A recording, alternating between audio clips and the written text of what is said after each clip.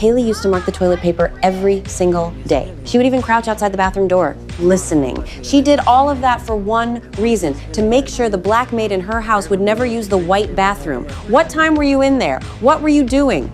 The moment she heard a toilet flush, she would lose it. She'd storm over and yell, "Get out of my bathroom!" That day, she fired me on the spot and threw me out. But I wasn't about to take that quietly. The next morning, I went back with a chocolate pie. I pretended I came to apologize. She didn't suspect a thing. Just sat there, eating, still running her mouth at me. I held it in for a long time. Then I said it, "Eat my shit." She froze. "What did you say?" I said it again. She went completely stiff. But by then, she had already eaten half the pie. She gagged and ran straight to the bathroom. For the first time, I felt real satisfaction.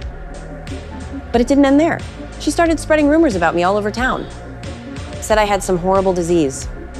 Said I was a thief. Overnight, no one would hire me. But I'm not someone who gives up. I went straight to her enemy, Celia. Celia had always loved going against Haley. After hearing my story, she hired me immediately. The house was huge, the work was heavy, but the deal sounded unreal double pay, at least 3 days off a week, and no more than 5 hours a day. Then I found out why. She needed to hide me from her husband. If he found out, it would be a disaster. I didn't have a choice. I took the job. Life there was completely different. I taught Celia how to cook step by step, every detail. At mealtime, she insisted we sit at the same table. I kept telling her, maids don't eat with their employers, but she never changed her mind. Meanwhile, Haley was still the same, worse. Actually, after the chocolate pie incident, she pushed for every white household to build separate outdoor bathrooms for their black maids. Her reason? They're not clean.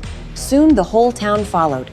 At the same time, she hired a new maid, Yomi. Yomi desperately needed money to send her child to college. She begged for an advance. Haley refused and humiliated her in public. One day, while cleaning, Yomi found a ring behind the couch. It could have changed her life. She struggled with it, but in the end, she took it. The next morning, she was arrested the moment she stepped out of the car. Haley stood there watching, satisfied. The news spread fast. Fear took over the whole town. I wanted to talk to my best friend, but when I opened the door, I saw a white girl sitting inside, in a place built on prejudice. No white person had ever stepped into her home. She introduced herself Skeeter, a journalist. She wanted to tell our stories, show the world what our lives were really like. For the first time, we felt hope. Every night we gathered together, we shared our pain, our past.